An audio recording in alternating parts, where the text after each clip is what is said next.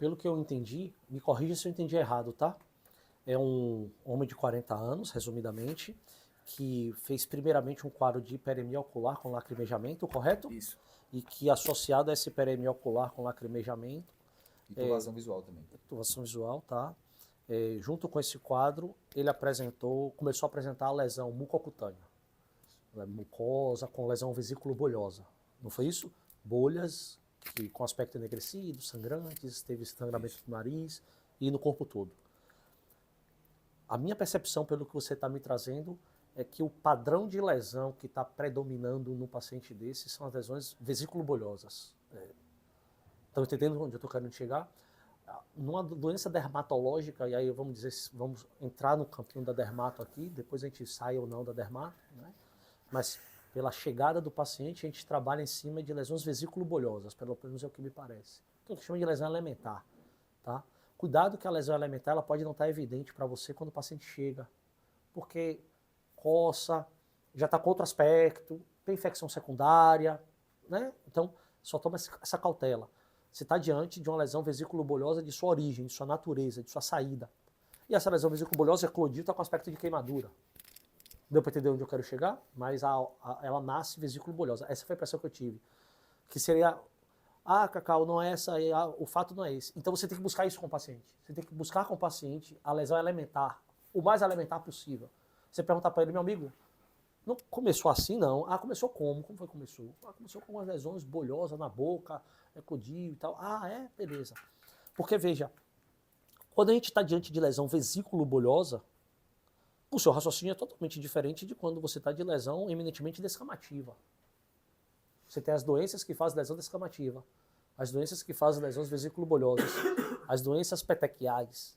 Deu para entender onde eu quero chegar? A lesão elementar da dermato, ela vai te sugerir o que está acontecendo.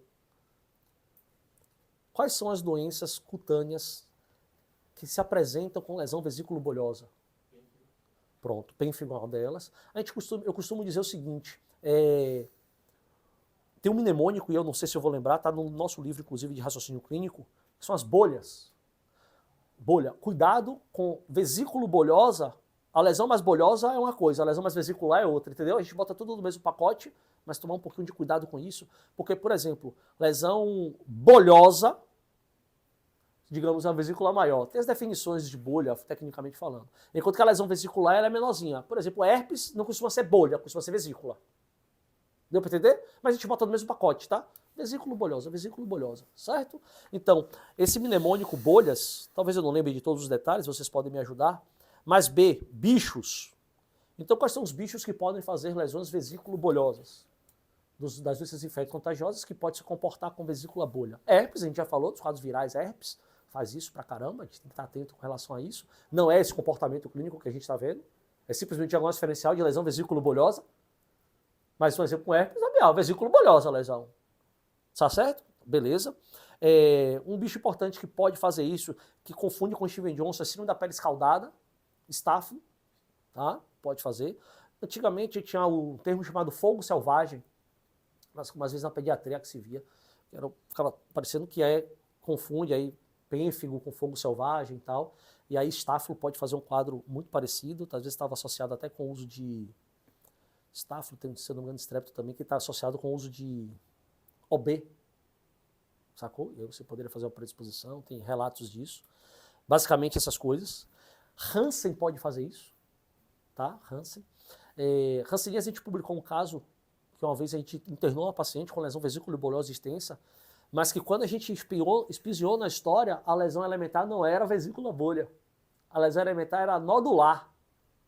Então a gente estava diante de uma paciente que tinha nódulos que ulceravam e tinha algumas lesões vesículo-bolhosas associadas.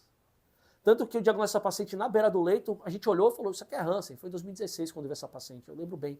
Falei, isso aqui tá no livro também, de raciocínio clínico. Se eu não me engano, é nesse capítulo, desse caso, que a gente discute vesícula bolha e que pontua esse mnemônico bolhas.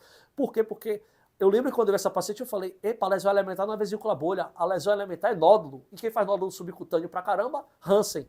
Com ulceração, que era paniculite, ou seja, o meu raciocínio não foi de diagnóstico diferencial de vesícula bolha. Meu diagnóstico diferencial foi de paniculite. Porque era uma lesão nodular elementar. E aí, que a gente, esse caso, por que a gente publicou? Porque era uma paniculite, era um eritema nodoso bolhoso. Por isso que a gente publicou, porque é inusitado, é raro. Tanto que a gente publicou eritema nodoso bolhoso, secundária Hansen. E aí a publicação foi justamente a bolha numa paciente com eritema nodoso, certo? E nessa paciente, a primeira vez que eu olhei, eu falei, eu nunca vi bolha na Hansen, mas que se é Hansen é. Eu ainda pensei que era farmacodermia. Eu falei, é possível que essa paciente seja hansênica, tenha paniculite, tenha tomado anti-inflamatório e tenha feito rastro cutâneo. Entendeu o que eu quero dizer?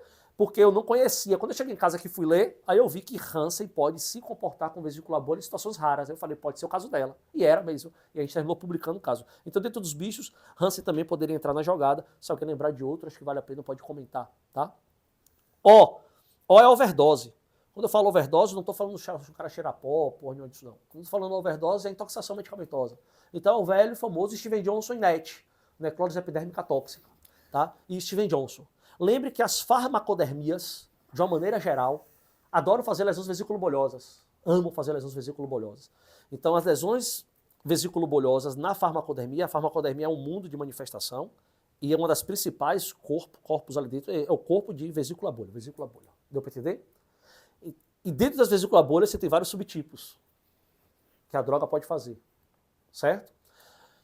E Steven Johnson está ali. Lembre que Steven Johnson pode ser provocado por infecção.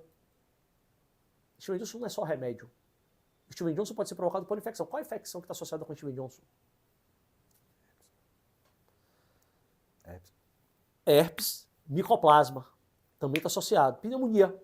O cara vai lá e faz a infecção, e da infecção, Steven Johnson, não foi remédio que o cara tomou. Entendeu o que eu quero dizer? Então, bicho que poderia entrar aqui, alguns bichos fazendo Steven Johnson induzido pelo patógeno. Tá? Também faz. E Steven Johnson por farmacodermia, por droga. Tem o eritema pigmentar fixo, que é um eritema bolhoso, recorrente, no mesmo lugar, na mesma topografia, sempre que a pessoa se expõe ao mesmo remédio. Ela toma o remédio e vai fazer a lesão vesículo bolhosa em cima do mesmo lugar. Normalmente genitália, gosta de pegar muita região de genitália, região perineal, mas pode pegar qualquer lugar, mão, adora pegar.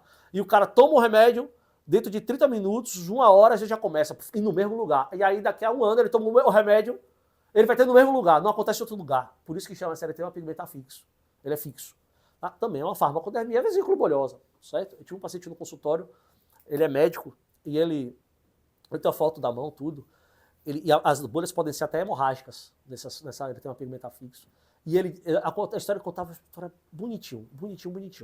Ele tomava o remédio, aí pensaram que ele tinha pênfigo e tal. Ele tomava o remédio, tomava um anti-inflamatório, e era sempre com anti-inflamatório, o mesmo anti-inflamatório, ele tomou, aí fez uma primeira na boca e na mão.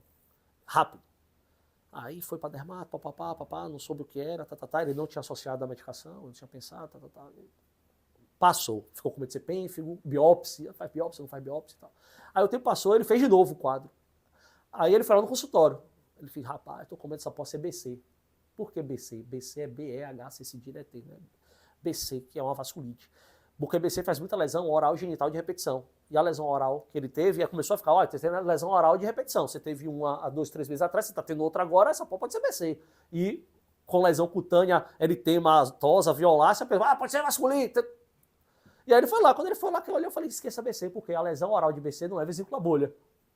E ele contava que tinha aparecido a vesícula bolha. Então não, você até que para o contrário é farmacodermia. Lembre-se disso, até que para o contrário é farmacodermia. Até quando você não tiver o remédio, deve ser farmacodermia, não é não? Cadê o remédio? Você volta atrás e pergunta, cadê o remédio? Aí você acha que o cara tomou o remédio e você descobre o remédio que ele tomou. Esse paciente fez exatamente isso. Eu falei, você não tomou nada não, velho? Você não tomou nada não? Não tomei. Não tomou o quê, velho? Ele disse, rapaz, eu só tomei um cetoprofeno, porra. Não tomei, já fiz, porque ele tomou, eu disse, estava dirigindo, tomei, tive uma dor e fiz no carro mesmo, indo, viajando, pegando estrada. Eu falei, o diagnóstico é esse mesmo, porque era rápido às vezes, é tão rápido quanto 30 minutos, 1 hora, entendeu? Então, pode ficar tranquilo. Overdose, medicamento, tá? Então, o que esse paciente precisa na história dele é um screening de remédio. Tomou alguma coisa, meu irmão? Você tomou alguma coisa? Você tem certeza que você não tomou nada? Você tem certeza que você não foi numa UPA e não tomou uma zorra de anti-inflamatório na bunda? Deu pra entender? Isso é fundamental. L, lesão direta, queimadura. Ficar atento que lesão vesículo-bolhosa em mãos. Polineuro, né? Ficar atento com a neuropatia periférica. Sempre que um paciente tiver muita lesão bolhosa nas mãos, uma das coisas que você tem que lembrar é eu lembrei de outra aqui que eu vou comentar, mas lesão vesicular na mão é neuropatia periférica. Você está com a neuropatia periférica e está se queimando no fogão. Quem faz isso muito? O Hansen. Não é uma lesão direta, a bolha do Hansen, mas o Hansen perdeu a sensibilidade e ele está se queimando. Túnel do carpo grave, agressivo, que a gente chama síndrome do túnel do carpo ulceronecrótica. O cara fica se queimando. Siringomielia, que é uma doença da medula, que você faz uma cavidade dentro da medula. Essa cavidade tem várias causas, tumor, má formação, e essa cavidade faz com que você perca a sensibilidade térmica das mãos, e aí você termina se queimando, fazendo leite. E aí toda hora se queima. Quando você vê a lesão bolhosa, Pista, ela normalmente acontece sobre as dobras. Posso depois mandar um artigo para vocês, a gente escreveu um artigo de um paciente exatamente com isso, que a pista foi, opa, tem isso aqui, fica atento. Teve uma vez que eu vi uma paciente recentemente no hospital, que me pediram para ver. Tem uma paciente, um caso bom e tal, tá na cardiologia, com insuficiência cardíaca. E o que chamou a atenção dos residentes? Você tá lá na cardio, mas eu queria que você desse uma olhada. Por quê? Porque ela tem, acho que ela tem Renault. Eu falei, o quê? Rapaz, ela tá cheia de bolha na mão. Aí eu falei, isso não é Renault não. Eu já sei o que é. No corredor andando. Aí a residente, eu falei, não é Renault não. Renault não vai ficar fazendo bolha em ninguém não. Renault vai cair, o dedo não cai, mas bolha não faz não. Entendeu o que eu quero dizer? A lesão vesículo-bolhosa, ela é uma entidade que tinha que chamar sua atenção. Aí quando eu fui, eu já fui sabendo. Falei, bolha nas mãos, na cardiologia, numa idosa, isso deve ser um túnel do carpo escroto. A insuficiência cardíaca dela deve ser amiloidose, por transretina, que faz, entendeu? E aí a gente olhou no leito e falei, que mão linda eu tenho a foto dessa mão hoje. Parece Renault mesmo, o residente não está errado, porque tinha úlcera aqui na ponta do dedo, mas era por queimadura, por lesão, por trauma. Aí tinha aqui, tinha endorso de mão. E aí eu nunca preciso dessa paciente. E aí eu olhei e falei, pô, bicho, isso aqui tá lindo. Ela tem uma neuropatia. Quando eu apertei a história, tinha no pé. Tinha um mal fronte plantar. Eu falei, isso é uma neuropatia de livro. E essa neuropatia perdeu a sensibilidade e tá fazendo. E aí pronto, a gente tem uma senhora de 70 anos de idade com uma neuropatia periférica, mas insuficiência cardíaca. Aí eu falei, olha o ecocardiograma para a gente ver o padrão de insuficiência cardíaca dela. Aí quando foi ver o padrão de insuficiência cardíaca, era o padrão restritivo. Ventrículos de tamanho normais, átrios dilatados bilateralmente. E eu falei, opa, isso é cara e cheiro de infiltração cardíaca. E se está infiltrando o coração e tem neuropatia, é infiltração do nervo. Quem é que faz isso? A amiloidose. Entendeu? Não me recordo, não. Por quê? É porque a amiloidose transretina geralmente dá. Não, cuidado, calma. Geralmente é muito forte. Poder pode, mas geralmente é muito forte. A amiloidose por transretina são basicamente duas manifestações. Cardiopatia e túnel do carpo. Esse é o binômio. Às vezes vem só a cardiopatia e o túnel do carpo você tem que pegar retrospectivamente. Porque o paciente não diz assim, olha, eu tenho o túnel do carpo. Ele está vindo com ECC e você, na hora que entrevista, você pega. Agora, tem outras manifestações, inclusive neurológicas, desautonomia, tem várias manifestações. Mas transretina a lembrança é essa. E outra, não estou falando que ela tem transretina. A outra amiloidose de idoso, que faz exatamente a mesma coisa, e é uma amiloidose, é o depósito de cadeia leve, sem ser transretina. Então, tanto que essa paciente entrou nesse dilema, qual o diagnóstico dela? Eu falei, era amiloidose. Eu não sei se é transretina ou cadeia leve. Aí a cadeia leve você faz eletroforese, investigação, etc, etc.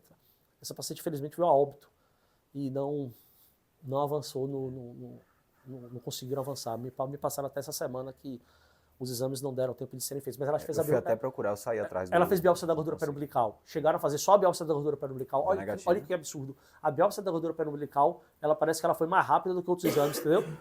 Do que outras coisas, né? Mas pelo menos fez a biópsia da gordura periumbilical. Eu falei, pega o resultado pra gente ver. Porque 80% de sensibilidade. Então, se viu a amiloidose, opa, corrobora o que a gente pensou, mas se não viu, não afasta, né? Porque você teria que biopsiar o órgão lesado, outros mecanismos, mas lembre de lesão direta, vesícula bolha, isso.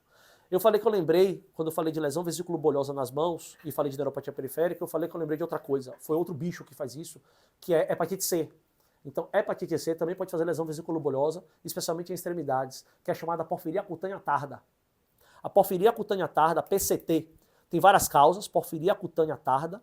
Lembre-se que tem várias porfirias. Porfiria intermitente aguda, são as mais clássicas, é PIA, porfiria intermitente aguda, e a PCT, porfiria cutânea tarda. A porfiria cutânea tarda, não está dizendo cutânea, né? É a antiga doença do vampiro. O vampiro, você não conhece a história do vampiro, que não pode tomar sol, senão ele começa a aparecer aquelas bolhas. Sabe aquele desenho animado? Ele bota a mão assim no sol, aí ele tira do sol e ele fica só sai de noite, hábitos noturnos, por causa da fotossensibilidade. Então o vampiro era a porfiria, deu para entender? Era a porfiria cutânea que esse vampiro tinha. E a porfiria está associada com a alteração do metabolismo da hemoglobina. Lembre que é o metabolismo da M. a M vai, aí porfopirinogênio, para formar bilirrubina. Então, bioquimicamente falando, são 8 etapas, se eu não me engano, na degradação da porfirina, até chegar no final. E você tem doenças em cada um desses ciclos, aí tem um nome diferente. Então você tem várias porfirias. Porfiria tal, porfiria tal. As clássicas para a clínica médica de adulto é PIA, porfiria intermitente aguda, e porfiria cutânea tarda. E por que o vampiro era doido por sangue? Ele chupa sangue. Porque a porfiria está associada com Tratamento é sangue. tratamento de sangue, entendeu? Sacou? Então a ideia da lenda do vampiro, ela vem da porfiria, tá? Então, porfiria cutânea tarda, uma das causas é hepatite C. Tem outras causas, mas hepatite C é uma das bem famosinhas, tá? Não esquecer. Oi? Zoster também, de vez em quando. Zoster, herpes está na família dos herpes, né? Herpes simples, herpes zoster. H hereditária. Então, lesão vesículo-bolhosa é de causa hereditária. Quem seria uma causa hereditária importante? Epidermólise bolhosa. É epidermólise bolhosa. A epidermólise bolhosa, ela pode ser adquirida ou hereditária. A adquirida tem várias causas, dentre elas lúpus e tal. Mas a hereditária é uma das mais famosas. Tem uma cidade no Brasil, eu não sei qual é, que você tem uma epidermólise bolhosa em boa parte das pessoas, por uma questão genética muito forte. Se eu não me engano, é interior de... É Goiás, é por aí, exatamente. E aí, se eu não me engano, é lá, onde você tem várias pessoas com essa condição. Ela, às vezes, evolui com um capítulo da doença que a gente chama genodermatoses. Já ouviram falar das genodermatoses? Não? Depois dei uma lida. As genodermatoses. Se eu não me engano, a epidermólise bolhosa hereditária pode entrar nesse capítulo. Que você começa a fazer algumas alterações de mão, que cola os dedos. Já viu aqueles menininhos que às vezes aparecem no Instagram pedindo ajuda para cuidar de alguma pessoa, ajuda para cuidar. E às vezes aparece aquela mãozinha parecendo que foi, fusionou, que colou. Isso está dentro do capítulo das genodermatoses, é um grupo de patologias. E se eu não me engano, podem revisar depois, a epidermólise bolhosa hereditária pode fazer parte desse grupo de genodermatose. Depois pode dar uma olhada aqui no Manual Merck, tá? Acho que vale a pena dar uma pescada. Bolhas. Autoimune. E o autoimune entra aqui pênfigo, pênfigo foliáceo, pênfigo vulgar, pênfigoide bolhoso. Você vê vários pênfigos, tá? Tem pênfigo de Ush, pênfigo de GA, um bocado de pênfigo. Se você for ler pênfigo, velho, são vários subtipos dentro do pênfigo foliáceo, dentro do pênfigo vulgar. É uma confusão.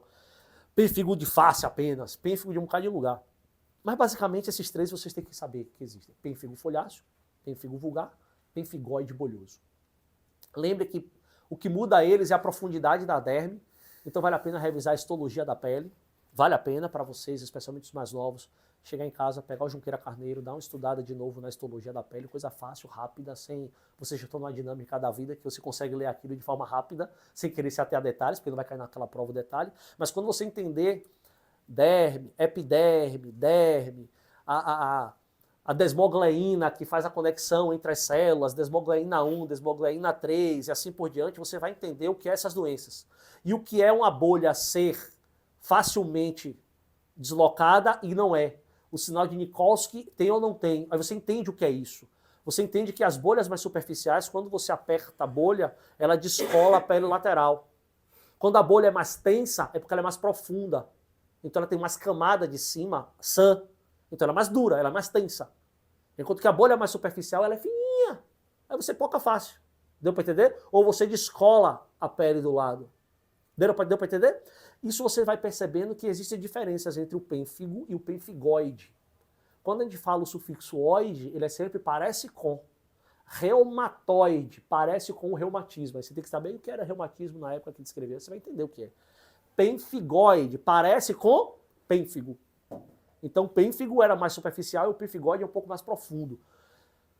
Pênfigoide bolhoso pode ser paraneoplásico ou não. E pênfigo é anticorpo antidesmogleína 1 ou outro antidesmogleína 1 e 3. Qual a diferença entre eles? Eu não lembro exatamente qual é qual, mas eu sei que o pênfigo vulgar pega a boca, pega a mucosa. Então você tem aquele que predomina em mucosa e pele, e o outro que é predominantemente pele sem poupando mucosa. O folháceo poupa a mucosa normalmente, o vulgar pega a mucosa normalmente. Por quê? Porque na mucosa você tem a desmogleína 1 e 3, o outro só tem, a pele só tem a desmogleína 1. Entendeu o que eu quero dizer? Então, tem essa distinção, eu não sei se é exatamente isso que eu estou falando, qual que pega a desmogleína 1 e 3, mas existe essa diferença. Na mucosa você tem uma desmogleína diferente da pele. E aí você tem uma doença que é só da pele e a outra doença que pega a pele e mucosa. O fato é que Nesse paciente em particular, se nós formos colocar aqui em hipótese, seria uma farmacodermia, a possibilidade, apertar na história de uma farmacodermia, e do ponto de vista autoimune, já que pega a mucosa, esse olho hiperemiado, ele está parte do processo, esse olho hiperemiado é envolvimento da mucosa, tá certo? Essa hiperemia ocular com lacrimejamento, isso para mim é parte da doença dele, eu não estou vendo isso como uma coisa separada, eu estou vendo como uma manifestação mucosa da doença cutânea, sacaram o que eu quero dizer? E aí a boca, a mesma coisa, e o meu pensamento seria mais alinhado com relação a pênfigo vulgar, tá? Que é quem mais faz isso, tá bom? Que seria o meu pensamento. Outra doença autoimune que faz vesícula bolha, lúpus, né, velho? Porra, esquecer de lúpus é foda. Né? Então lúpus faz vesícula bolha, com qual tipo de lúpus cutâneo? Lúpus cutâneo subagudo. Esse é o lúpus que mais faz vesícula bolha. E tem uma síndrome chamada síndrome de Rowell. A síndrome de Rowell é o Steven Johnson do lúpico. Trocando em miúdos, síndrome de Rowell é o Steven Johnson do lúpus. Qual é o marco para isso? É um lúpico com lesão vesículo-bolhosa, fator reumatoide positivo. O fator reumatoide da síndrome de Rowell costuma estar positivo. Não tem nada a ver com artrite reumatoide. É o fator reumatoide, lesão vesículo-bolhosa e lúpus. Tá? Então é um paciente que faz várias bolhas e tal, mas pode ser lesão bolhosa sem ser síndrome de Rowell. Pode ser uma lesão bolhosa só por uma fotossensibilidade, etc, etc. Tá bom? E o S bolha. Tem um S, eu não lembro se tem um S, eu não me recordo do S, ou é só bolha mesmo, eu que botei esse S aqui à toa. Não, tem um. Eu acho que é bolha, como o Cacau fala. As vezes que eu lembro do senhor falando era bolha. Mas... É bolha, né? Não tinha um S não, né? Mas a gente vai inventar um S depois. A gente vai resgatar esse S aí de alguma doença. Traz o meu próprio livro que a gente mesmo escreveu, que a gente mesmo fez a bolha e a gente... Mas enfim, eu não lembro se tem um S ou não. Mas lembro de bolha claramente. Então nesse paciente em particular... Para porferir sangue. Boa, desculpa. Né, para porfiria botar sangue. Boa. Que pode ser porque a porfiria cutânea tarda pode não ser por bicho, né? Pronto, vamos, se não é, agora é. Tá certo? Então de sangue, beleza. Se não for, agora será. Mas eu acho que seria mais ou menos essa ideia. Então, o mais importante nesse caso não é vocês decorarem isso. Não é vocês conhecerem as múltiplas causas de uma manifestação. Isso é loucura. Isso é totalmente insano. Porque tudo vai terminar tendo toda a manifestação clínica, salvo as patognomônicas, são comuns a várias doenças. Então a ilusão de aprender medicina é um grande erro do estudo de medicina, é o estudo decorando sinal e sintoma de doença. Isso é um erro. Aí você tem duas formas de estudar, estudar medicina. Via de regra, a gente estuda muito por doença, né? Você chega em casa, estuda doença e tal. Hoje eu vou estudar pênfigo vulgar. Amanhã eu vou estudar pênfigo folháceo. No outro dia eu vou estudar lúpus. Outro dia eu vou estudar hepatite C. E quando você chega diante do paciente, você tem dificuldade de abordá-lo porque você foi viciado em estudar a doença para o sintoma e não do sintoma para a doença. Deu para entender o que eu quero dizer? Só que uma coisa é como a gente estuda, outra coisa é como o doente chega. O doente não chega dizendo, doutor, eu tenho lúpus e estou com bolha. Não necessariamente ele chega assim. Ele chega, doutor, estou com bolha. E você, daquela bolha, vai extrair o lúpus. Daquela bolha, você vai extrair a porfiria cutânea tarda. Daquela bolha, você vai extrair a farmacodermia. Vocês estão entendendo onde eu quero chegar? Que a ordem como a gente estuda, normalmente é diferente da ordem como o doente chega. Isso gera um embate, um conflito para vocês, que na graduação aprendem lendo as doenças, quer dizer, nem isso mais aprendem, antes aprendesse pelo menos essa porra, né? Hoje em dia aprende a abraçar samambaia. Mas enfim, plantar samambaia, fazer, né? É um bocado de porra aí. Mas dizem que é a ciência, entendeu? É o mesmo defensores da ciência, são os defensores de abraçar samambaia, tocar música e falar de psicologia barata. Mas enfim, vou fazer dancinha no fudido. Mas enfim, qual é o perigo? Você estudar por doença, eu acho fundamental. Deu para entender? É fundamental. Mas você tem que entender que o doente não chega daquele jeito. Então, vamos lá. O que seria estudar da doença, Cacau? Eu abri o livro aqui, pegar o livro e estudar lúpus. É você criar repertório. Deu para entender? Bora. Você cria repertório. Criou repertório. Beleza, agora eu vou jogar com esse repertório. Agora eu vou brincar com esse repertório. Só que você pode fazer a mesma coisa com o repertório de sintoma. Você pega o repertório de dispneia. Aí você pega a dispneia para seus esforços, dispneia súbita. Você tem um repertório de dispneia. Digamos assim, como se fosse gênero e espécie, sacou? Onde o gênero dispneia e você tem a espécie de dispneia súbita. Outra espécie, dispneia progressiva aos esforços. Deu para entender o que eu quero dizer? E você vai ter, a coisa vai subindo, vai escalando. Então, quando você estuda as doenças profundamente, você está criando armamentário, mas você ainda não foi para a guerra. Na hora que você for para a guerra, na hora que você já está armado, você vai para cada circunstância usar um tipo de estrutura que você teve. Então, eu não abomino o estudo das doenças. Não abomino. O que eu abomino é o estudo decoreba das doenças. É você estudar e ficar estanque, travado aquilo com aquela engessado. Onde o menino diz assim, dispneia progressiva aos esforços e CC que faz, porque ele só estudou ICC e CC ele viu fazendo. E aí ele se fechou como se dispneia progressiva aos esforços fosse de CC. Ele não tem a malemolência de entender, quando eu estudei CC, eu vi dispneia progressiva aos esforços, mas eu não estudei dispneia progressiva aos esforços. Entendeu a diferença? De cá para cá, mas de cá para lá não necessariamente. Então, aí como é que você aprende esse outro lado de cá? Vendo doente. Vendo doente. Aí você vai começar a ser exposto a outra realidade. Quem é que vem com dispneia progressiva aos esforços? ICC, hipertensão pulmonar, fibrose pulmonar, anemia, miopatia. Aí você, pá. Agora veja, quando você estuda várias doenças na graduação, você começa a perceber que você estudou ICC, estudou hipertensão pulmonar, estudou miopatia, estudou síndrome anêmica, você estudou dispneia aos esforços em todos esses.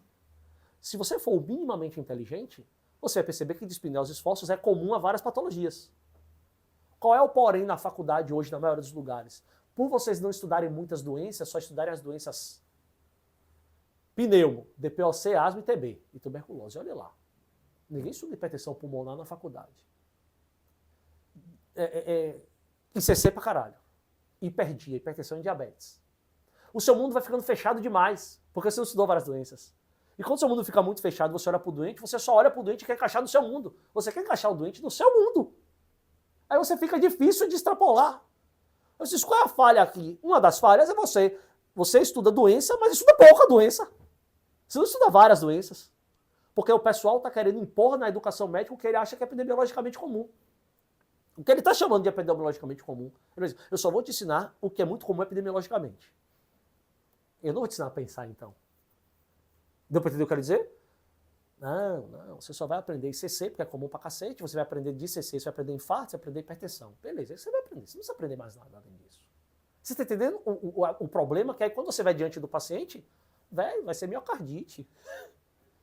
Vai ser pericardite constrictiva por tuberculose que o paciente está vendo. Você não aprendeu a pensar a cardiologia, você aprendeu a decorar ICC. Então isso é um erro que a gente termina cometendo. Então o que é que eu sugiro? Estudem muitas doenças, sim.